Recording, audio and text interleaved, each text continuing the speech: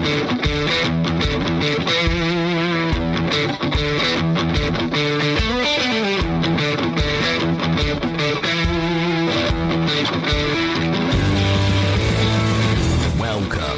to the Fantasy Footballers DFS Podcast with your hosts, Kyle Borganoni and Matthew Betz.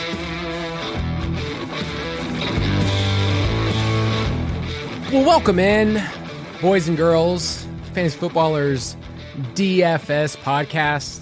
My name is Kyle Borganoni, and I am with my best friend, Matthew. I rock some preseason bets. Betz, how are you, dude? Dude, I love the preseason, man. Yeah, I'm just gonna come out and say it. I've been playing a lot of preseason DFS football, and I feel like my mother would be equally proud and embarrassed for me if I told her how much research I was putting into that.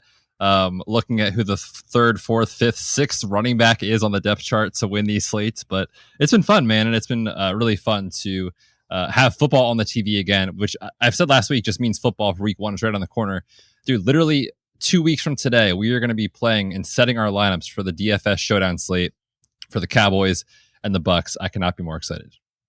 We're going to actually get into that game because this episode is all about showdown strategies. So for those single games, how do you approach it? How's it different than what we've talked about the last couple of weeks with cash and GPP strategies? So when we're just looking at just one game, what do we do? But yeah, you have been going full degen. You've been all about the preseason. And so I wanted to start this off, our podcast off, by looking at the preseason. Preseason Power Up.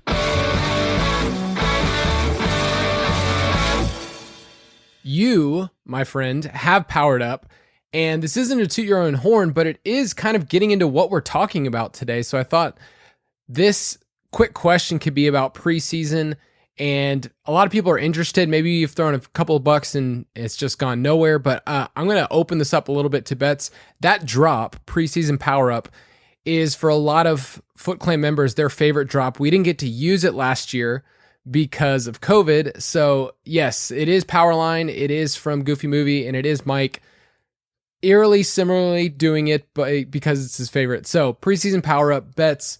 Share some recent success you've had with preseason. And once again, this isn't to say we've mastered it, but I do want to celebrate your wins because I told Betz, like, you should tell people about this because it was a win, and I think our listeners can learn something from it.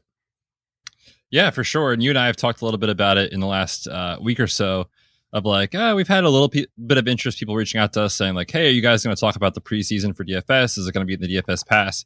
And to this point, we have said, no, it's not really for us. Like, we're not putting a ton of effort into it in terms of producing content. We just have so many things on our plate. But if you guys are potentially interested in that, let us know. Like, maybe next year we can make it work. We'll see.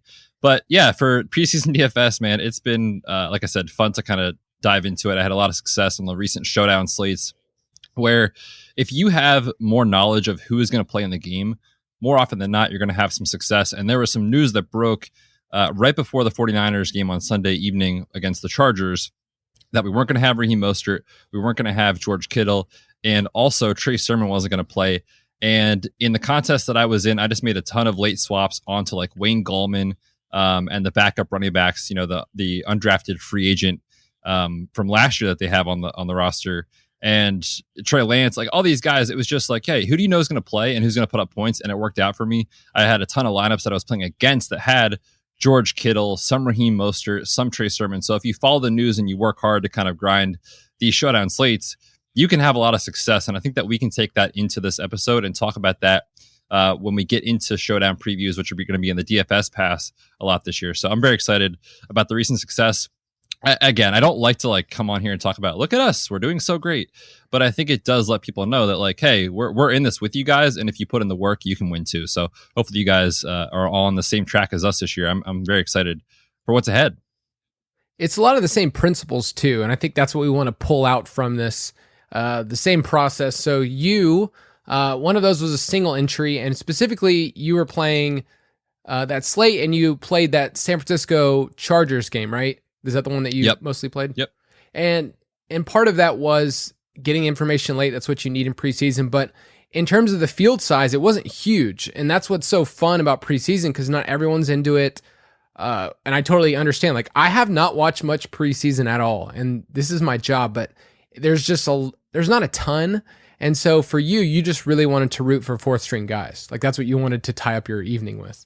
Hey, everyone's rooting for that's someone's son out there, man. Someone else, me and this random dude's mom are the only two cheering for the TV right now for this guy to perform. But yes, and to be honest with you, when you do watch preseason, like if you play in any dynasty leagues, it does kind of open your eyes.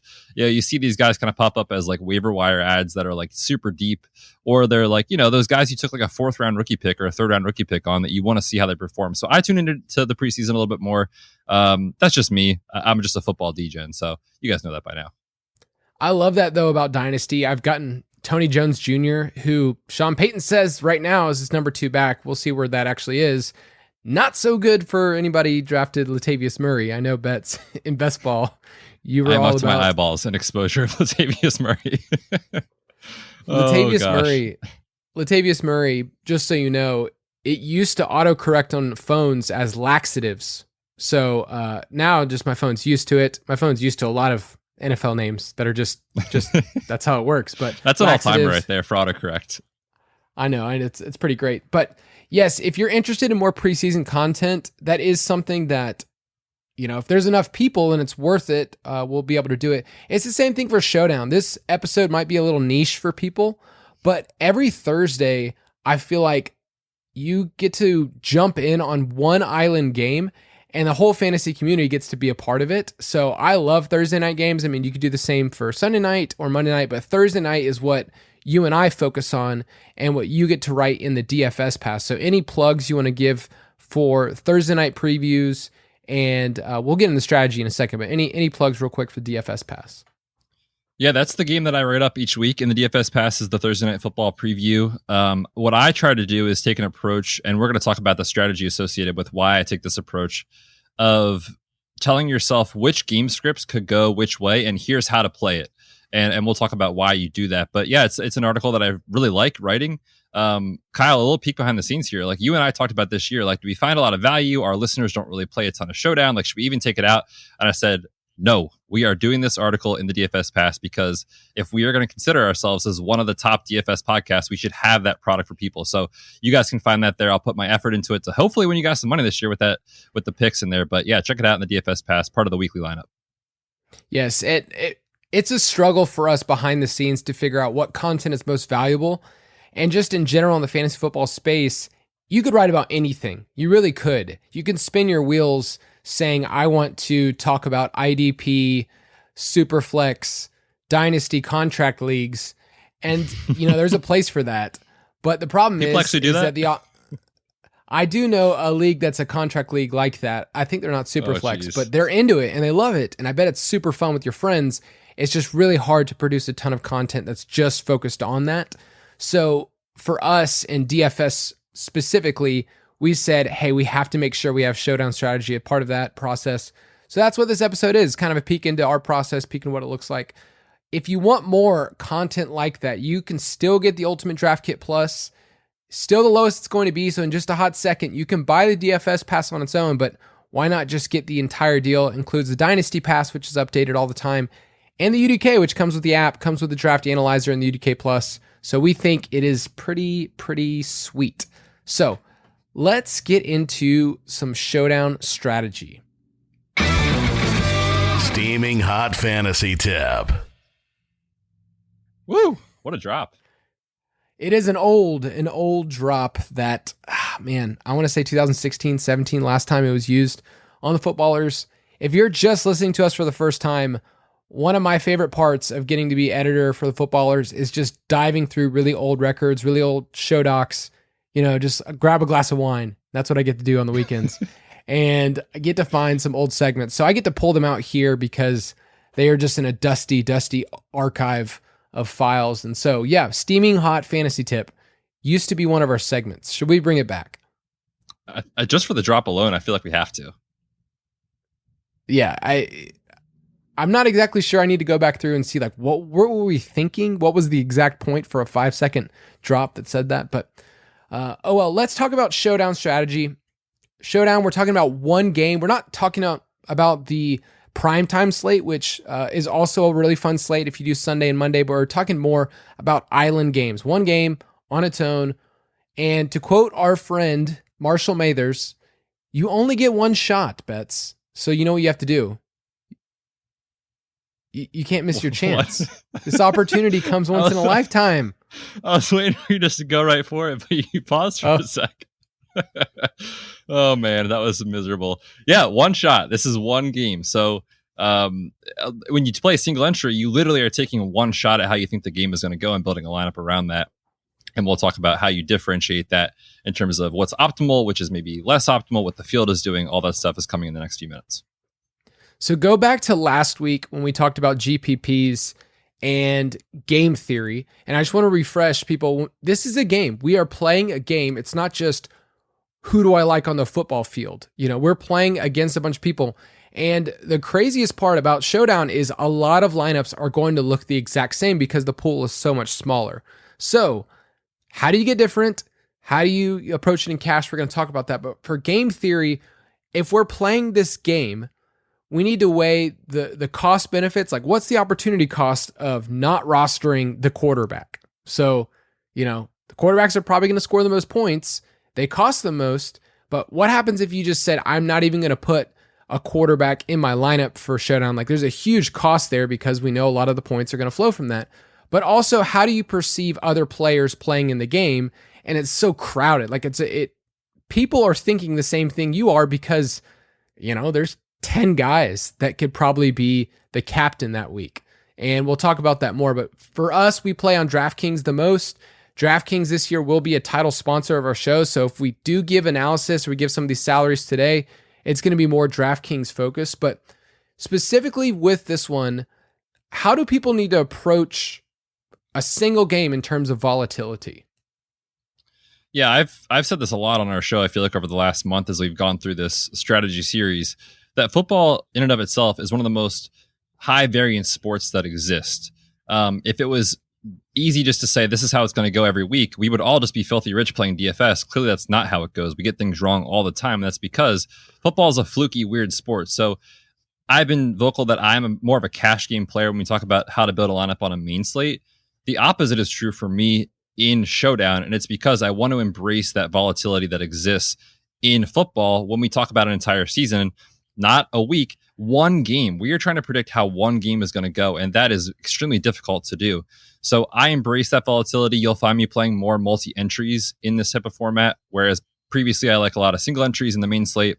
So I'm saying, like, listen, I know it's tough to get this game script right, and I'm going to embrace volatility as a result. That is funny about you because you do play a little bit more conservative in cash in the main slate, but I think you've had a ton of success over the last year playing Showdown, you know, figuring out what's your process, figuring out the roster percentages and saying, I'm going to take advantage of that. I'm going to get some leverage on the field. I'm not just going to play the quarterback every single time. So we'll talk about that in just a second when it comes to who do you play as your captain? How do you construct a lineup? But man, if anything, we need to understand that in a one game sample size, anything could happen. Like Davante Adams last year, you pretty much could play him every single week and he was going to hit. Like he was unreal in terms of per game basis. But every single wide receiver, including Davante Adams, had a week where they were outside of the top 50, like completely sunk your lineup. You did not want to play them. And we just need to understand that game to game, things change. End of year totals don't help us at all. And median projections don't really help us at all, like in one game. So it's really helpful to look at those projections and then see what is the field going to do. That's what we talked about last week. And then in a one game sample size, say, okay, what if this is just chaos? Like, what if, Betz, Richie James is the best play this week? Do you remember that week? I do. It was a fine Thursday evening. I forget if it was injury-based or COVID-based last year, but the 49ers had like everyone out of the lineup. COVID, okay. And there was, I forget who the chalk, like cheap wide receiver was. They were like, oh, it's probably going to be this guy. Do you remember who it was? Trent Taylor. Trent Taylor. Yes, it was Trent Taylor week. Meanwhile, Richie James is just chilling there. People projected him for like 2 targets. He ended up dominating the slate and broke the slate as a $300 player on DraftKings that week. Just absolutely went bananas. So yes, things happen. It gets very, very weird. I'll go through a little bit later. I looked at all of the Thursday night games leading up to Thanksgiving, and that Richie James game was wild because in the captain spot, I think he was like 0.6% rostered. So like nobody was playing this guy and he went off for like 40 something points. I mean, it was ridiculous what he did, but we still need to think about correlation even in a single game. So let's not throw all of this out the window and just say this is total chaos. We have no idea how to predict this. There is clear, correlation. We brought that up in some articles. We'll have that posted on the website if you're like, okay, I need to figure out what actually correlates well for, my quarterback, what it has negative correlation and how that works. But we just have to think about this a little bit differently. But let's start off by talking about the captain. Oh, captain, my captain. So on DraftKings, whoever your captain is, you have to roster a captain and 5 flex. Whoever that is, you have to do 1.5 times their salary and they get 1.5 times the points. So it's obviously a really big deal, but you can't just think I'm going to plug in the quarterback because they're going to get 25 points and I'll 1.5 it and, we'll get 40 points and just call it a day. Like there's so much more at play. So we're going to walk through this position by position, starting with quarterback. But for you, how do you approach the captain position if you're going to use the quarterback? Yeah, I think the quarterback position is probably what the field uses the most. Like you said, we kind of log in, we see, okay, this is, it's Aaron Rodgers. Like I know that he's going to get 20 points. So he's probably going to be the captain. And so if I'm playing cash games in this type of format, which I don't do a lot, but if I am, I'm willing to go with the captain as a quarterback. Like that makes sense. Like they're safe. You know they're not going to bust on you, but they may not have the absolute highest ceiling. So I think that's kind of where I approach it. Not saying that they can't reach their ceiling. We certainly could see Lamar Jackson go bananas for 3 rushing touchdowns, and certainly he would break the slate as the top scoring guy. So it can certainly happen. But I think what I'm looking at the quarterback position, without even talking about captain first, I think that we should be playing a quarterback in our lineup almost every time, even if the total is like 35 points. The reason is I went back and looked at the data over the last couple of seasons, the last 2 years, and almost 90% of the winning lineups rostered at least one quarterback in the lineup somewhere. Doesn't necessarily mean they were the captain, but they were in the lineup. So I think that we should at least say, okay, I'm setting a lineup. I'm going to choose a captain or choose a quarterback, and put them in my lineup somewhere. The other thing to consider is looking at game script. And we talked about this a lot over the last couple of episodes. And I want to point people back to our buddy Matt DeSorbo's article about if we're good at projecting game script. And the truth is we're not. However, we know that the favored quarterback in terms of looking at Vegas lines. So let's say, we're going to talk about it here. The Bucs are favored by a touchdown against the Cowboys. Okay. The favored quarterback we know generally puts up more fantasy points than the underdog quarterback, so to speak. So I think if you're going to play the captain quarterback, you should probably be looking more towards the favored team rather than not.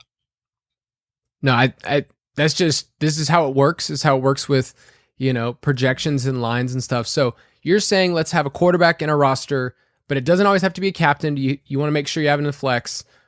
You can kind of outthink yourself, galaxy brain it, whatever you want to call it, and say, I'm going to roster 2 defenses. We'll get to that in a second, but like, I'm pretty much going to fade defenses most of the time. Like it's just not going to work. But with quarterback, we love guys that have rushing upside because they can get crazy bonuses. But just know, quarterback captain is going to be super popular. So for me, when I play GPPs, there's no chance I'm putting a quarterback in the captain spot. Like I'm just not going to do it, especially on single entries because I want to get so different. I understand that it's going to lose sometimes, but I just want to get so different. So I'll probably put a quarterback in my flex, but I will definitely fade. And when we preview the Dallas Tampa Bay game, I'll give you a couple builds that I've found so far, just, a couple weeks out that I've said, okay, I'm picking a quarterback, but I'm going to get a little different here. So that's it for quarterback. But what about running back? Yeah, the running back is the RB1, I should say rather, is tied with the quarterback for the most opt-in captain over the last 2 seasons. This is really important to take home. When the game total was below 38 points, I found, looking at Fantasy Labs data. So maybe I should have made that sample size a little higher, like maybe 41, 42, something to see what the data shook out to. But the bottom line is that we want to potentially be playing more running backs as the captain when the game total is low. And the reason for that is like, okay, quarterbacks, we know generally we can pencil them for like 20 plus or minus 5 points every single week for the most part.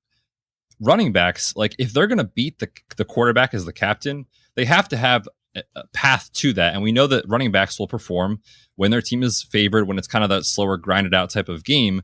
And that's where the game script really matters for that. So in a high scoring total game, 50, 55 points, I'm probably not going to be playing a running back as the captain. Most often, it'll probably be a quarterback or a wide receiver. When those game totals are lower, that's where I'm looking at the running back. And just as a whole, Thursday night games, are maybe not the best matchups. Like if you go back through and walk through these, like there's lower totals. Some of these games, like we had a Denver and New York Jets game. I mean, there's some rough games. What was it? Jaguars and Dolphins. So the matchups aren't always pristine. They're not going to be Dallas and Tampa Bay every single week. So running backs are interesting because in cash games in the main slate, they're the ones we ride. They're the ones we pay up for. And then, you want to get a little different in GPPs. In showdown slates, they give you so much leverage over other stacks. Because if somebody's playing Tom Brady with one of those Tampa Bay wide receivers and you play Ronald Jones in the captain or Leonard Fournette, I don't know actually who their RB1 is, like you're creating so much more leverage over those other stacks if it hits. Last year, I looked at the first, up until Thanksgiving, but the first 5 captains for winning lineups on Thursday nights were all running backs, which is kind of wild. It was like CEH, Nick Chubb, Melvin Gordon, James Robinson. Like it was wild to see these running backs, which were coming in rostered, maybe 5th or 6th most highest in the game. They were actually not getting as much love. So running backs creates a lot of leverage over people stacking. And if you guess the right side, then you're able to just go past a ton of lineups. Do you think that's a good strategy? If you're going to put him in the captain, you're basically saying that stack's not going to hit.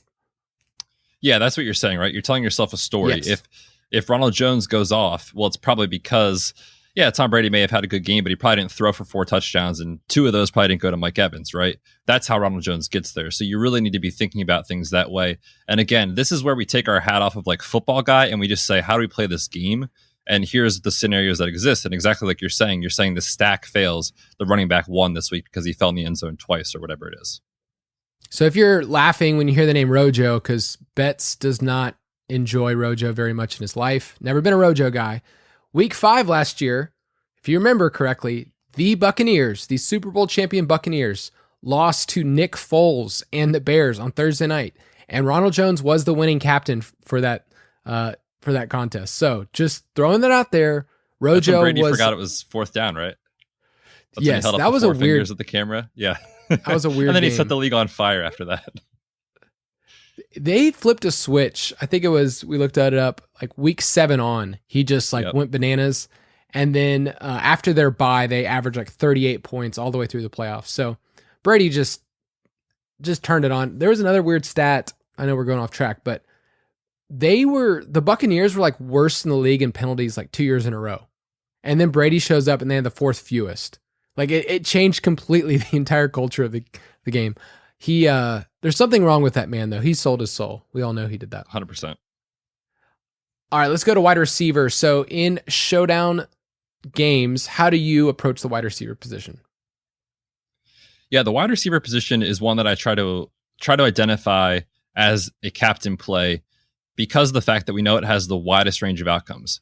You could whiff on this wide receiver more times than not, but when it pays out, it is a sweet feeling. Like you're looking for wide receivers who have this massive outcome, right? Like we want the guy that can go 150 and 3 touchdowns. Like we want, if you played preseason this past week, Marquez Callaway, we want that type of performance from the Saints in our lineup. We want to have that huge ceiling where they can beat the quarterback. And if I'm playing a wide receiver in the captain spot, I want to have that quarterback. This is where the stack makes sense. So if you're playing, let's say Mike Evans in 2 weeks on Thursday night, put Tom Brady in your flex. That makes sense. That's how he gets there from those touchdown receptions. So if you're going to go with a captain wide receiver, that's what I'm doing. I'm also very, very willing to really look at the wide receiver 2 in the captain spot.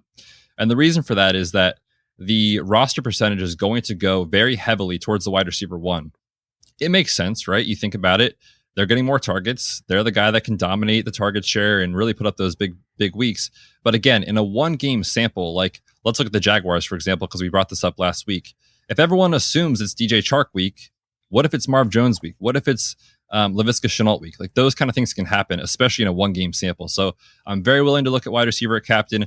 I'm also very willing to go against the grain a little bit and say, what if it's the wide receiver 2 or 3 this week and pair that guy with a quarterback? It should always be Marv Jones week. We know that by now. It's never not Marv Jones week. Come on. If we've learned any lesson, it's Marv Jones week. But with wide receivers, they're getting 6 points when they get that touchdown. So there is a little bit of a gap. I know it's not much from the quarterback. And if they get that 100-yard bonus, like you can have the quarterback get 230 yards and Mike Evans gets 100 of those and you're getting bonuses. So yeah, wide receivers give you a chance to just, really create some distance. And I do like that call with wide receiver too. We talked about how the correlation isn't that different in terms of a quarterback and it's wide receiver 1, which is 0.55, and it's wide receiver 2, which is 0.52 over the last 7 years. So that's just telling me that I'm going to more often than not just say this week, my captain's going to be, whoever the wide receiver 2 is. So if it's Godwin, Antonio Brown, whoever it is, like I'm going to mostly go with whatever I see in the projections as a wide receiver 2. And maybe that only hits twice during the entire year, but that's all I'm really asking for in these tournaments because so many lineups are going to look the exact same. So you need to look a little different. And let's go through these last 3 positions because honestly, they're not very encouraging for showdown slates. So we've talked about tight ends. You just came out with an article about how to attack the tight end position DFS, but in showdown slates, it's pretty different. So let's do tight ends and then you can just hit defense and kicker too real quick. This is gross. This is really gross. Yeah, over the last 2 years, the optimal captain selection was a tight end 3.5% of the time. So I'll take the L. I'm almost never going to play a tight end in the captain unless it's a Darren Waller or Travis Kelce, which honestly, they're a wide receiver, so they don't really count. But yeah, when we're talking about like, oh, this is the week to get different with Evan Ingram, maybe, but probably not. And I don't want that type of sweat on a Thursday. I'd rather enjoy myself. So yeah, that's not an optimal move. Doesn't mean you can't play him as a flex, but as a captain, we just know their ceiling is so limited, right? They can't hardly ever beat a quarterback. Ever beat the wide receiver 1. It just doesn't happen very often. So I'm not looking at the tight ends. And then in defense and kicker, like we can keep it very short and sweet. Very, very, very, very rarely are they the optimal captain. And I mean, very rarely. Like you are galaxy braining yourself into this wild scenario where it's a good play. Now, I will say, I always set rules in my lineups when I'm setting a showdown slate lineup. I do not want more than 2 kickers or defenses from either team, and it's for that reason. Like they just don't have the ceiling to get there as the optimal play. Like how often is 4 points from a kicker gonna beat a wide receiver 2 who only needs to catch 2 passes for 20 yards to equal their score, right? Like it's just so hard to reach that. So in lower scoring games, kickers and defenses are fine. They seem to be more optimal in those situations, but I'm almost never playing them as a captain. I was looking at those Thursday night games, like I mentioned, and for defense, it was like the Dolphins were on there for week 3, and then you had to go all the way to week 13 to find another defense in the winning lineup. So yeah, I'm just going to fade defense as well, and I'm going to let the field hope for those touchdowns, and you probably will. Like there will be weeks where the defense, scores 20 points, but you're not going to be able to predict it. So I'd rather just, like you said, take the L. And then with kicker, it is fun for me. I love a good kicker, and I get to root for them and play them in DFS. But more often than not, they will not be in my lineup at all. I might use them in an optimizer just to get a little different, but definitely not in the captain spot. It just doesn't work that way. So before we get into the next part, talking about game script, I wanted to give you a little bit of data about captains and what the average salary was leading up to Thanksgiving last year. And the reason why I choose that is because Thanksgiving is its own slate on Thursday night, and then we actually had a couple of other COVID that canceled Thursday night games. So I'm just going to use the data leading up to that last year. And in the first 13 weeks of Thursday night game, the average salary for a captain was only $11,000. And we'll get to this in a second, but like Tom Brady, Dak Prescott as captains are like 15 and 16,000. Ezekiel Elliott is 14,400. Mike Evans, 13,800. So the average salary last year was actually pretty contrarian on Thursday nights. The first 5 captains were all running backs, like I mentioned. And here's the part that really stood out to me. The average roster percentage for a captain last year on Thursday nights was 11%. What does that tell you? Again, this comes back to embracing the variance. Who you think is the optimal play that night, I think this data is telling us is probably not always the case, right? Like we're not trying to play the guys that are 20-25% rostered in the captain spot most weeks. So again, be willing to get different, be willing to get weird, and be willing to kind of go with a game script that you think plays out in a certain way and fading the quote unquote chalk play. Like I'll give you a couple examples if you're like, okay, well, who are these people that were rostered? Colts were playing at the Titans. Okay. So think of the best players on the Colts, think of the best players on the Titans. It was Nyheim Hines that week. And I remember that was the week where we just jumped on board, and I actually had a pretty good week that one. Seattle and Arizona. Okay. You think of DeAndre Hopkins, Kyler Murray, Russell Wilson, DK Metcalf. No, it was Tyler Lockett. So it was the wide receiver 2 that you could hop on board with. The Ravens and Steelers, like it was Hollywood Brown. So there's a lot of these guys. Melvin Gordon was one week. Curtis Samuel, when the Falcons and the Panthers played, like there are guys that can win you a showdown slate, and they're probably contrarian. So for the most part, I'm going to lean into the guys that are rostered, I don't know, 15 to 20% max. Like that's where I'm going to kind of set my threshold and just take my loss if it is the quarterback, if it is the week that they do that. So do you think that's a good threshold for people to think about? I think if you're playing tournaments, it's definitely the right move. Again, I don't play a lot of cash for this. It's just hard to get it right. So we should be telling ourselves that the general fantasy football space is way too overconfident in being able to project what is going to happen for 3 hours on one Thursday night. We have a rough idea, but who knows, right? And that's what we're trying to embrace with this. So I think that's a great strategy. And again, you may lose 4, 5, 6 Thursday nights in a row, but when you pay off in a huge way and you win a tournament, it makes up for it right away. And then all of a sudden your entire season of Showdown is made for you. So yeah, that's what I'm taking this year. And I'll gladly take, 12 losses to make up for 2 wins. It will definitely pay off. You just need to call in sick for work on Friday. And if they ask why, just say, hey, I had a really good Thursday night. I played Marquise Brown this week and everyone played Lamar. I can't come into work. It really is going to be something like that. Like I played the backup tight end for the Texans and I had a day. Do not do that, anyone. Ever do that. There's no way the Texans are on a Thursday night, right? Please. They're probably every Thursday night game this year.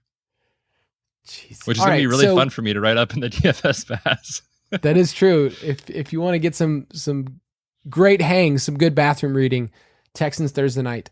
So that's mentioned game scripts and how we're not very good at predicting it. However, we can't ignore it and just assume there's no rhyme or reason. So we're going to talk about pace of play and game script, looking at one game at a time. Before, we've talked about the main slate and you're looking at 12, 13 games and you're having to pick, and pull from a bunch of different lineups, a bunch of different teams. We're looking at one game. And I write the pace of play article every single week. And just to give you just a picture, we care about how many plays can we get into the game. Like for a game to go off on the main slate, we're like, can I get 60, 70 plays in a game? I mean, that'd be wild.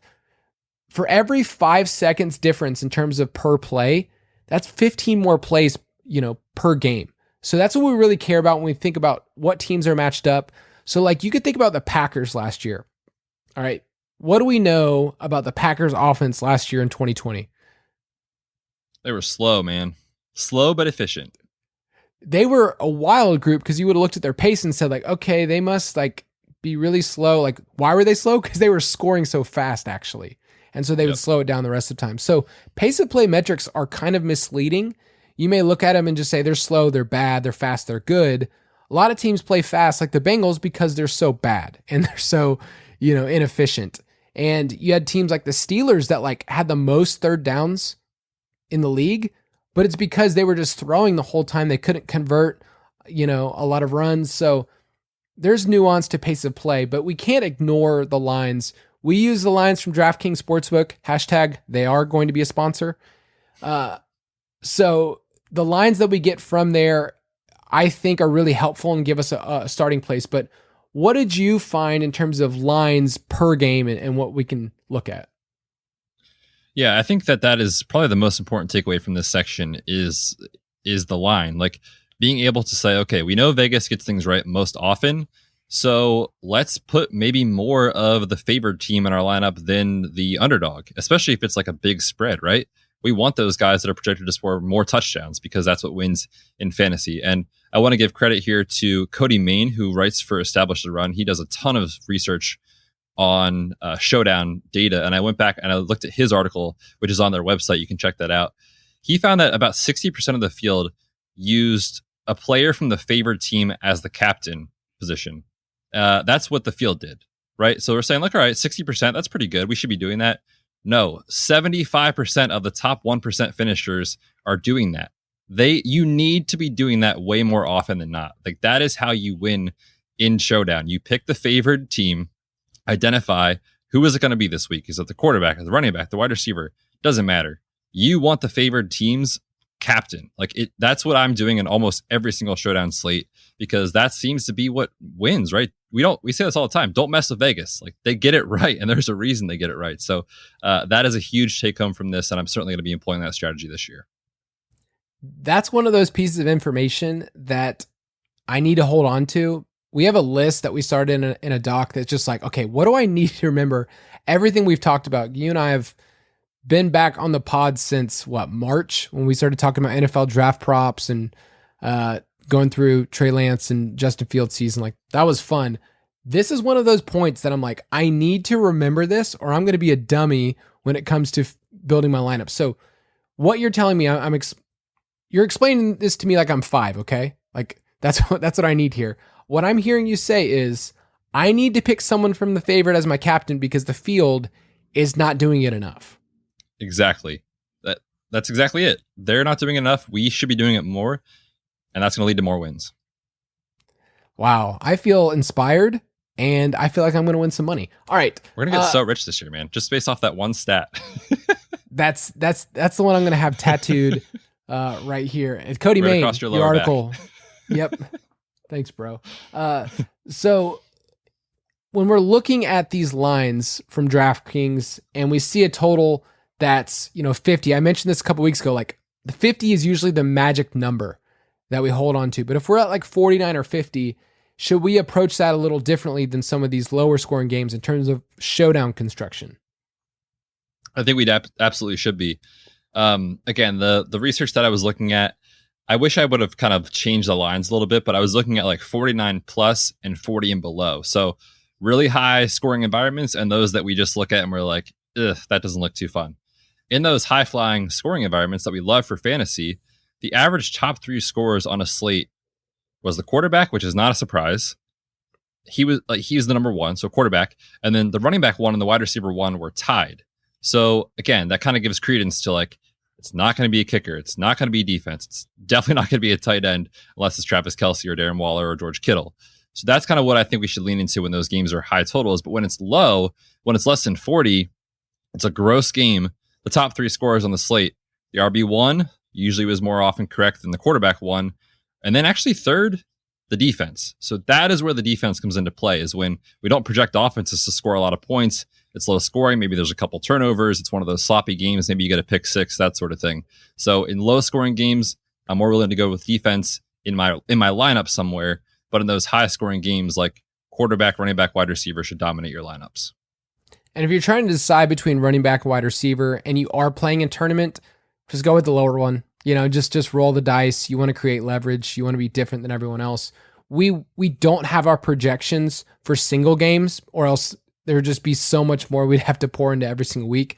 We'll obviously have them for the main slate in terms of roster percentages, but with single games, there's some pretty safe rules. Like, that both quarterbacks are going to carry by far the highest roster percentage.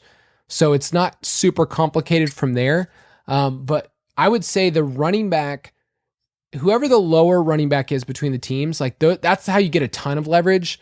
But if they're on the favorite, that's where you want to make sure that they're the captain. So that's the main part I want to say there. And then the last thing I want to talk about is just to be willing. All right. To be willing to just embrace the weird. Like, let's get weird on a Thursday night and see what happens. So when it comes to pass catchers, we mentioned earlier the wide receiver too. Going with the other guy, like, obviously we like certain players more. Like, I'm going to play DeAndre Hopkins because he's just better at football than Christian Kirk. But we've seen Christian Kirk have games where he just goes bananas and that's where you get tons of leverage on the field. So what do we think about rostering the other guy in terms of pass catchers? Yeah, that example that you just put out there was great, right? Most weeks it's going to be DeAndre Hopkins, but if there's 1 week, 1 game where it's Christian Kirk, you have massive leverage. The data over the last couple of years is showing that the wide receiver 1 is the captain across all the slates that I looked at, about 8%. So you're looking at, it's not a bad play by any means. Like that's still a good, leverage on the quarterback. But the wide receiver 2 is about half that at 4%. And we know, like we said, the correlation between the quarterback and the wide receiver 1 and the quarterback and the wide receiver 2, they're pretty similar. They're pretty close. So if there's a path to that wide receiver 2 having a great game, you're going to have a ton of leverage on the field. So that's a big takeaway. I used this strategy last year on the Monday Night Football game with Mike Williams. Now, granted, this situation only played out the way it did potentially because Keenan Allen got hurt in that game and left early. But I remember Mike Williams was like 2% rostered and Keenan was like up in the 20s, where you could tell yourself any scenario where Mike Williams catches 2 touchdowns from Justin Herbert and he's the guy, and Keenan Allen is the popular play but doesn't get there. So I think, again, we should just be willing to use that as leverage on the field, that sometimes the wide receiver 2 is going to be the correct play. Mike Williams is like the correct play like twice a year, every year, no matter what. He's the wrong play. You never see it coming. I've always wanted him to be a thing. Always. And he was a my guy for me one year. Don't tell people that. Hey, it was the year he caught 10 touchdowns. Okay, so then definitely a victory lap then. That's one of my best my guys have been Mike Williams and then Mark Andrews breakout. And then I've had some other rough. Well, Curtis Samuel was okay last year, I guess. Oh, well, you seem to have a good hit rate. Who do you got this year? This year I have George Kittle because all right. I basically need George Kittle to basically be the tight end 1 for me to really feel good about it. I mean, it's not that big of a deal for him to be tight end 3. Right. And you have Terry McLaurin again. I'm not wavering off of Terry, man. He performed well last year despite bad quarterback play. He was hurt with 2 high ankle sprains. Now he gets the bearded wonder coming in to sling it all across the field. Terry's going to smash this year. Fitzpatrick scares me. He terrifies me. The guy's going to play 7 games. Even it's in the range of outcomes. That's probably better than what he got last year with the quarterback play from Haskins and Kyle Allen. That's probably true. So we talked about being willing to go with the other guy. Another thing we need to be willing is changing our opinion as injury reports out. I won't say anything because this isn't my area of expertise. So what do you mean by that? Injuries and injury reports. Yeah, I think it's a lot easier to have information come through as the week goes on for a main slate. Like, okay, we saw this guy didn't practice on Wednesday. Oh, he's back on Thursday. We're good. Like, you can kind of adapt very quickly to what's happening. Whereas on Showdown, like, because it's on a Thursday, these guys had just played on a Sunday. So like Monday reports are not a real thing. Like, they don't actually practice. The teams just do walkthrough. So they project what a player would potentially do if they were going to practice. So they have no idea. They just list something because the NFL makes them. Then on Tuesday, they have their quote unquote full practice. And really it's just like walkthrough and drills. Like, they're not actually having a full practice as they would for a Sunday because the week is so short. And then Wednesday, it's like nothing. So we generally don't have a great idea as to how healthy these guys are going into Thursday night until Thursday afternoon. And if you are putting in the work to kind of understand, oh, this guy is going to be on a snap count, or that guy maybe is less than 100%. He just had a hamstring injury on Sunday. You're going to be able to create leverage on the field who is kind of sleeping and just playing the guys that they know because that's who won last week. Like, I think this is where injury is really important, again, because you're looking for any opportunity. You're looking for a situation where, okay, man, Keenan Allen, he might not play on the Thursday night. I know he told us to start him in the fantasy playoffs when he yelled it at the TV and just ruined Mike's life and my life. But you need to know those things, right? Like, that opened up a huge opportunity for other pass catchers for the Chargers. So I think we need to be willing to adapt all the way up until lock, until we get information. I loved that rant of you attacking the bureaucratic system of they got to put out this reports, but it's just a fake walkthrough. And it's just I love that. I love seeing that side of you. Just like, I'm going to get pissed a little bit of just, this is what they have to do. You know why? Because it bothers me so much because people will say, hey, Betz, I saw so-and-so was limited on Tuesday. I'm like, don't worry about that. Like, and I have to answer all those questions all year. Yeah, Betz, can you tell me every single person how their body's exactly feeling and exactly what I should do for my lineup for every single? That's what I'm here for. That is a wild thing. Like, no one's asking me injury questions, which is awesome. Like, I don't want those. But we do have to change. Borg. Please don't. So we got to be willing to change our opinion. We also got to be willing for this to leave money on the table. We were very clear. Don't do that on the main slate. Stay within $500 of the $50,000 max. But leaving money on the table helps you get different.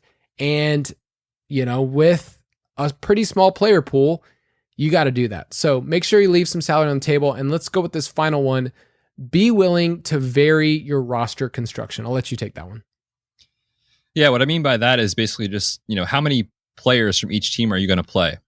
The field does this at a massive amount when they just do 3 and 3 because they kind of want to have some equal exposure to both offenses, right? I'll take the quarterback from each team and 2 pass catchers, and there we go. But that doesn't always work. What if the Bucs just absolutely dominate the Cowboys in 2 weeks, and you wanted to have 5 Bucs in your lineup and just 1 Cowboy? That is a way to get different on the field. So again, be willing to go with a 4-2 build, a 5-1 build. 3 and 3 is fine. Just know it's going to be popular. And just because of that, you're going to be putting yourself in a position where you're more likely to play a lot of the same players other people are playing. So go with 4s and 2s when it makes sense. And then when there's a huge favorite, don't be afraid to go 5 and 1. Let's put some of this into practice, and we're going to talk about that Dallas and Tampa Bay game on the first Thursday night. Thursday Night Breakdown. Oh, I know that drop quite well. Every single Wednesday on the Fantasy Footballers main show, you get to hear that drop where we preview the Thursday night game. And for us as a DFS show, we're going to do that right now. We're going to walk through this, and then as we get closer to game time, you and I are going to have a whole episode on this game. That's what we're going to talk about. So I'm excited to do that, but we are talking about Dallas Cowboys, Tampa Bay Buccaneers. So hit me with the DraftKings Sportsbook line. Yes, I just looked right before I started recording. It was Tampa Bay favored by 7.5 points. The over-under is currently at 50 on the dot. Okay, so we obviously like that total. We know these two teams pretty well. The narrative for Dak and company is that the first 5 weeks, they were on a crazy pace. And I feel like a lot of my job this year has been extrapolating Dak stats to those players from those 4 games. But looking at these two rosters, we know there's offense. There's just a lot of receivers. That's what makes this game a bit complicated because there are legitimately 6 wide receivers that I like, that I think could actually work in this game. And any of them can go off. That's what's pretty crazy about it. We love the quarterbacks. We know Zeke is going to get, some high volume touches. Not really sure on the Tampa Bay side. So interesting game because of so many receivers at play. So how are you attacking this in terms of just the overall game script and how this game's going to play out? Yeah, like you said, we look at 2 high-flying offenses that could certainly have a shootout. And like you just said, there's a ton of wide receivers that we love. I could easily see a path for Amari Cooper or CeeDee Lamb or Michael Gallup. And oh, by the way, Mike Evans, Chris Godwin, and Antonio Brown. Any of those dudes could go absolutely bananas in this game.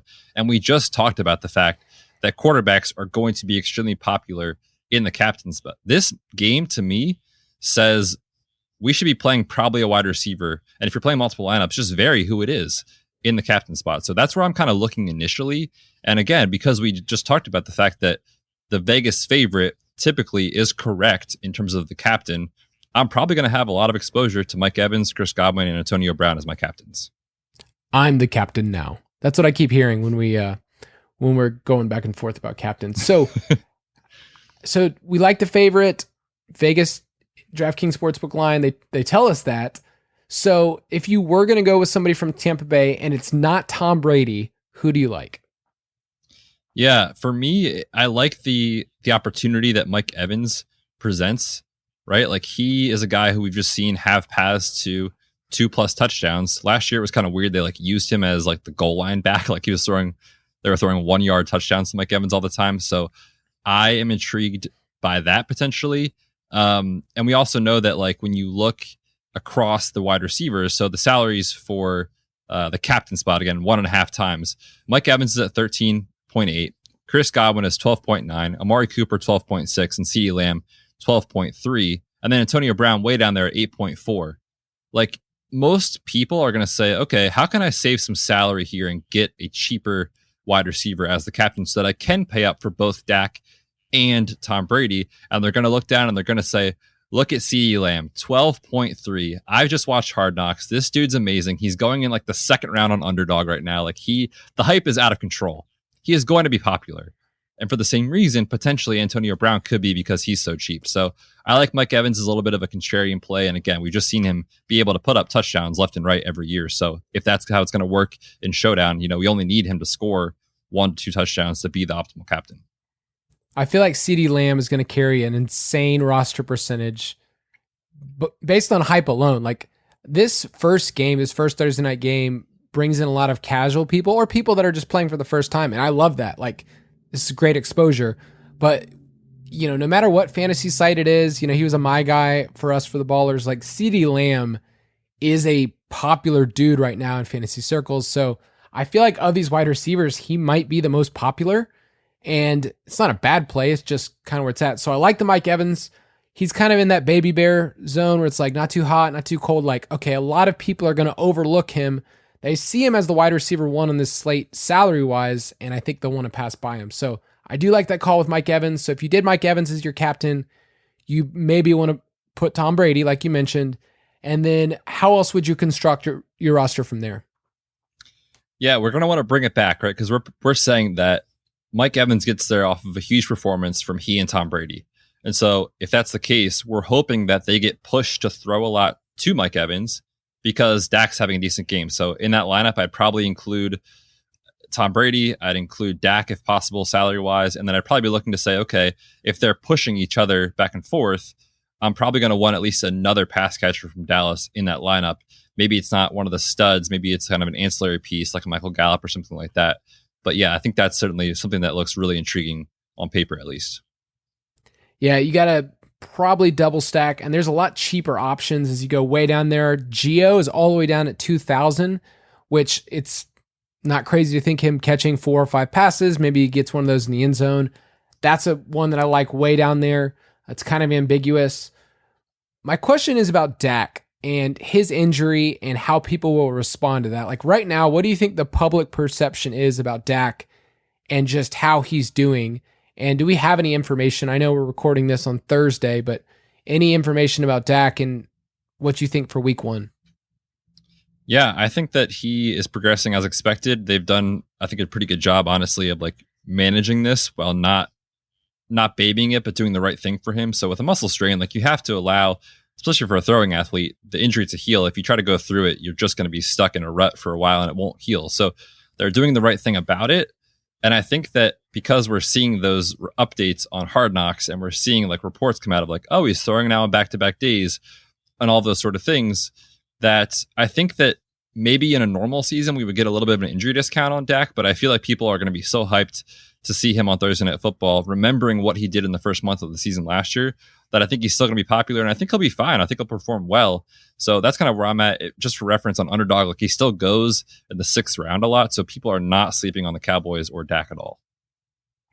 I'm going to give you 2 builds that I've done using our optimizer, and you can kind of pick it apart. But I just looked at this slate and through what we talked about, basically said, okay, quarterbacks are clearly going to be the most popular captains.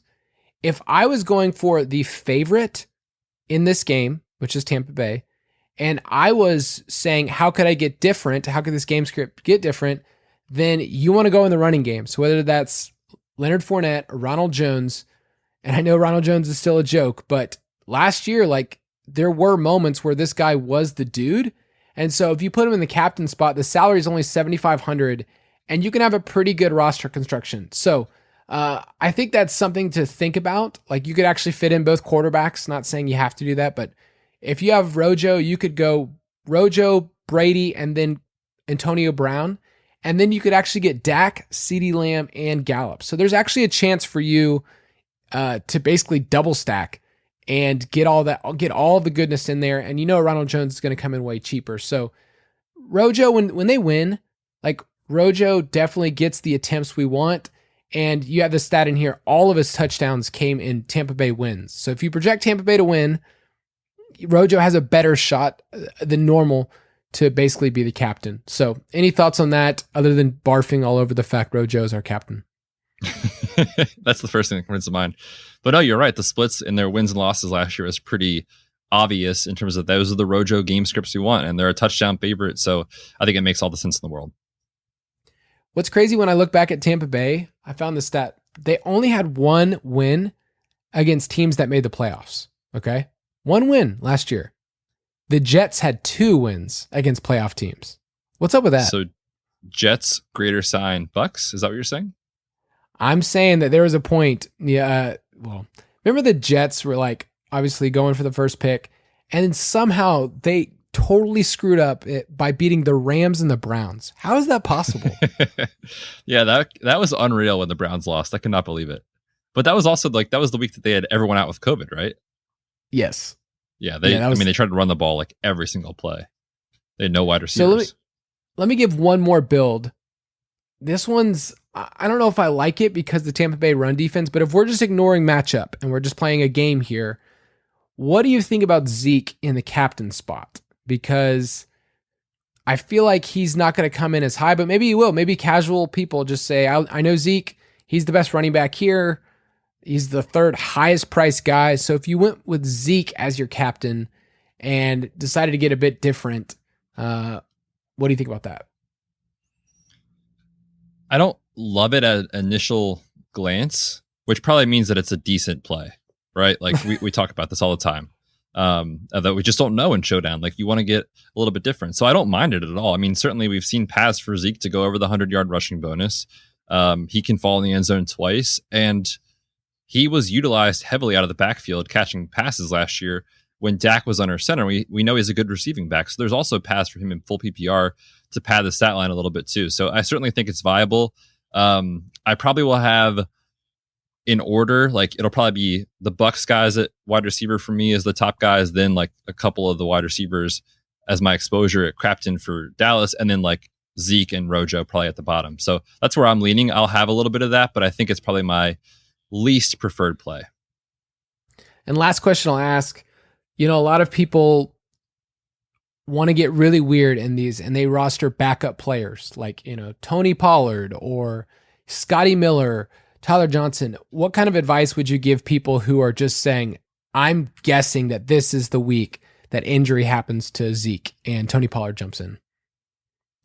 Good luck. I have nothing else to add. I mean, it's just, it's so hard to predict. And maybe it works like once every 6 years that it actually happens, like that you do it on the right night, but that's not something I will do. Again, if those kind of weird things happen, I'll take the L. If it's cheap enough, there are players that you can fit in that like maybe they fall into the end zone. As long as you're creating leverage on other players at that position, like I know Malcolm Brown has had like a bunch of goal line touchdowns, the last couple of years. That's like, okay, well, yes, that took away from Darrell Henderson or whatnot, but it really is just not something you can predict. It's super fun when you find that player that's like the tight end that catches the touchdown. That's really fun. Those are players that you can root for, and they're probably out of the league the next year. But for the most part, you can use our optimizer. An optimizer tells you what is the most projected points, but in single games, you have to think about it differently. You really have to construct your lineup in a very, very different way because it's going to give you the same players. Like if you use an optimizer in this game, it's going to give you Dak or Tom Brady like almost in every single lineup together because they want to try to fit it in. So make sure you just think about this differently. Hopefully this is helpful. We'll have this out in article form too within the next week. And you and I have some more fun shows coming up. We're going to be talking about DraftKings Sportsbook's lines for week 1 next week. And I'm just excited. DraftKings is going to be our title sponsor for the show. We also have some fun things coming up for the listeners and a listener league. So any parting words for the lovely folks? I hope you guys are playing some Showdown with me this weekend, man, in DFS for the preseason. Don't judge me, all right? Let's have a great season. We'll see you guys next week.